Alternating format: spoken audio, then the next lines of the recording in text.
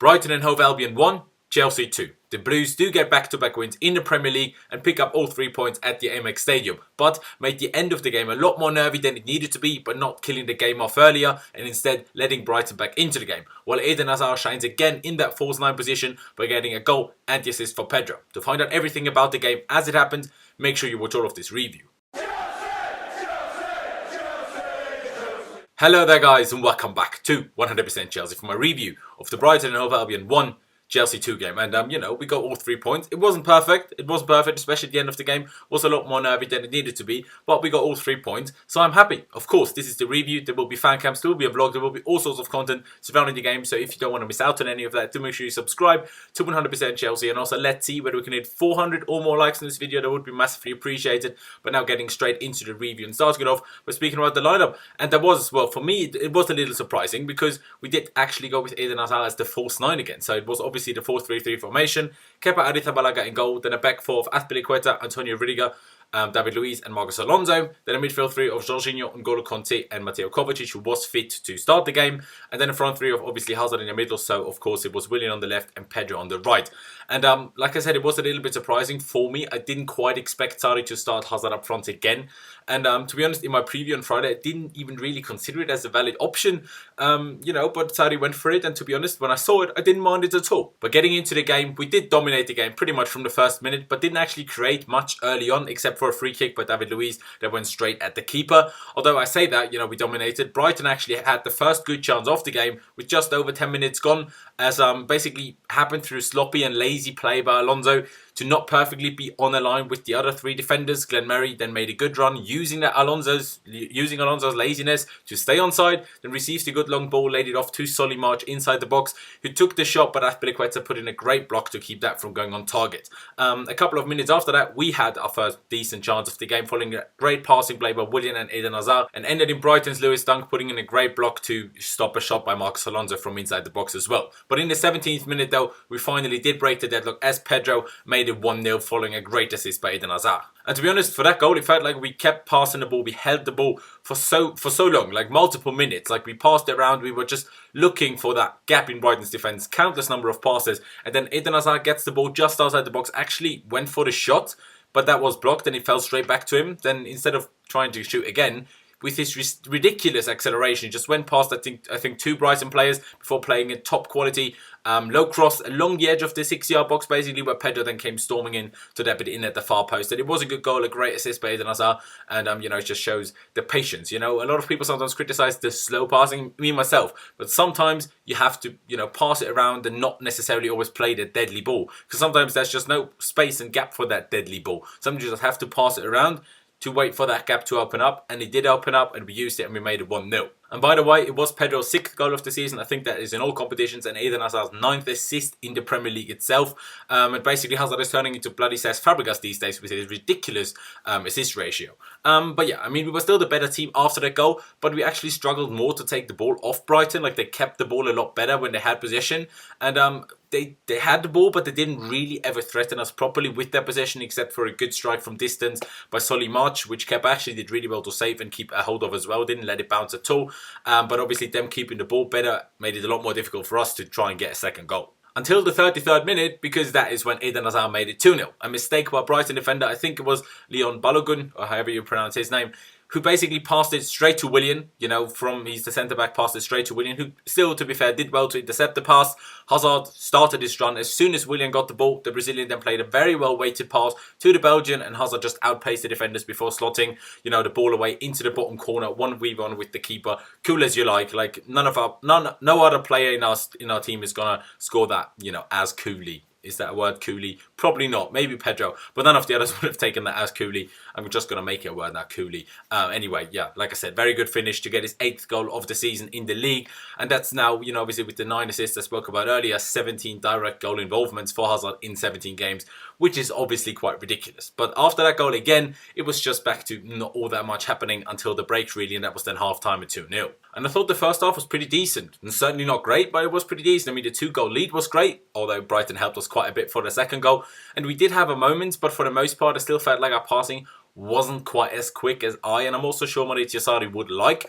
Although it was still smart passing, smarter than a lot of other games previously this season. So, I can deal with that. It was very good movement by Hazard as well to create space. And then obviously, we did pass it around well, but not as quickly as I would have liked. But getting into the second half, first thing that happened was a huge miss by Eden Hazard, quite frankly, to not make it 3-0. Basically already killed the game off, which, especially in hindsight, we could have really done with. Because it was great build-up play, great passing football, then switched the play to Azpilicueta.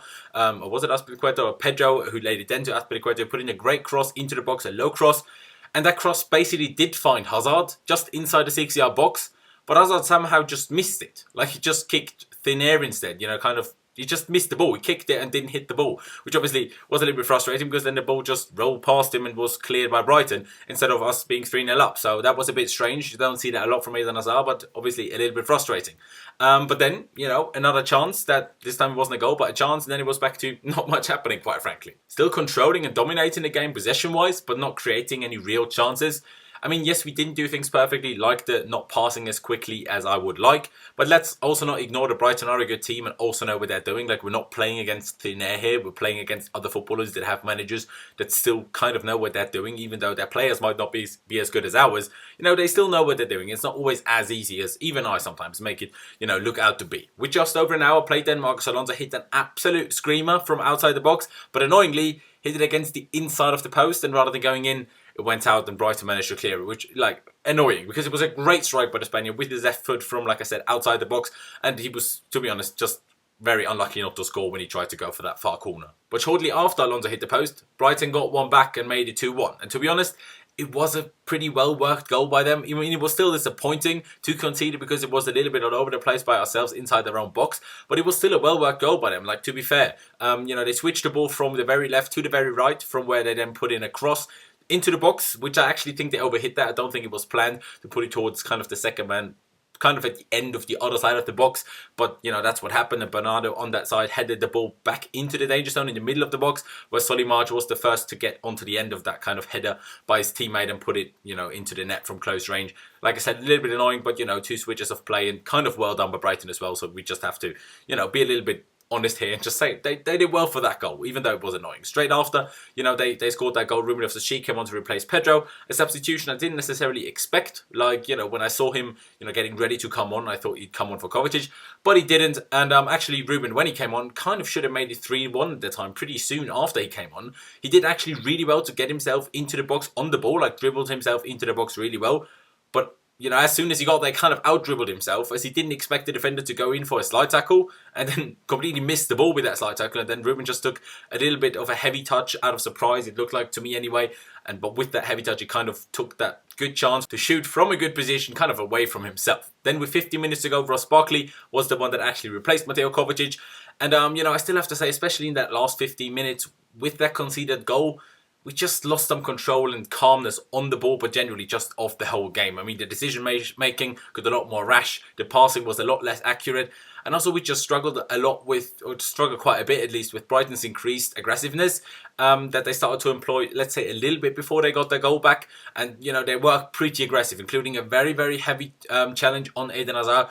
The guy didn't even get booked. I've seen that given as a red, basically. He kind of just jumped onto his ankle. Not on purpose, but he still jumped on his ankle with his stud. So, that was a harsh challenge and was probably also the reason, or a reason at least, was I came off, for Olivier Giroud in the 82nd minute, and Hazard on the bench. You could see he had his ankle strapped up and, had an ice pack around it. So hopefully he's fine, for next week. Hopefully he's fine for midweek, really, when we play Bournemouth, don't we? So, that would be good. It didn't look very serious, but it definitely looked like a little bit of a sore one. Then 5 minutes to the end, I actually thought Alonso got very, very lucky not to be sent off, as he received a yellow instead of obviously a red.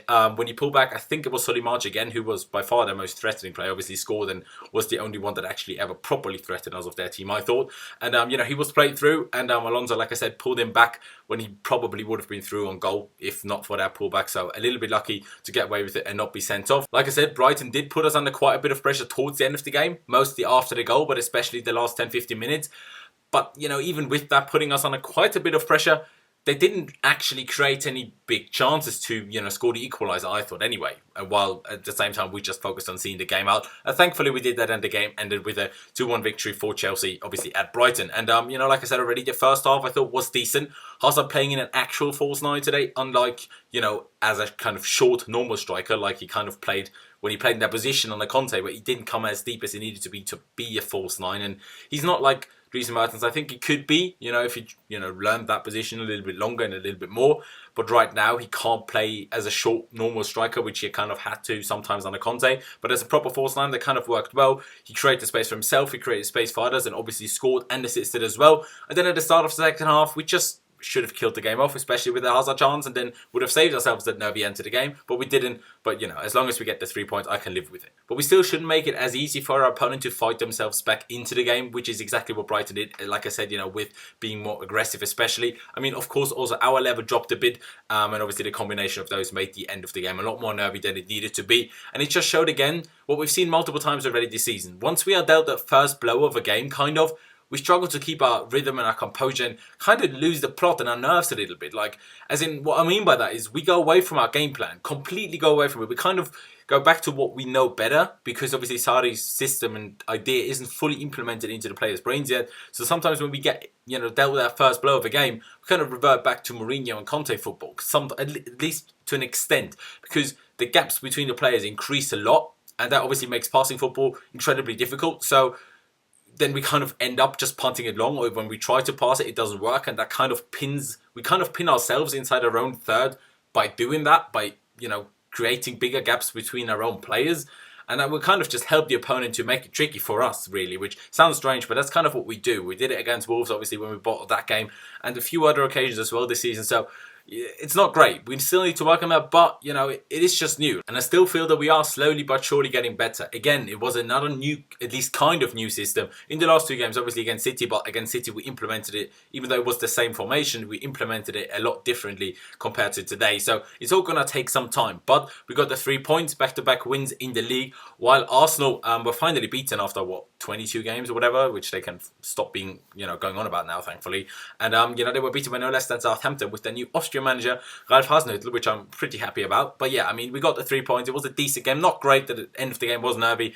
But yeah, as long as we get the 3 points, I'm fairly happy with that. And now it's obviously on to the midweek game. But yeah, that's it from me. Leave me all of your thoughts on the game down in the comment section below. Any thoughts you have, who impressed you the most, what disappointed you the most about the game, let me know down in the comment section below. Like I said in the beginning, let's see whether we can hit 400 or more likes in this video. That would be massively appreciated, so make sure you smash the like button down below. Don't forget to check out my social media, which is Last1507 on both Instagram and Twitter, as you can see over here, and also the links to them are down in the description below, so if you could follow me over there, that'd be absolutely class. And of course, this is YouTube, so if you haven't already, don't forget to subscribe to 100% Chelsea, and also don't forget to hit the notification bell button and choose to be notified of all uploads so you don't miss any of the future videos. But yeah, thank you guys for watching. Up to Chelsea, and I'll see you next time.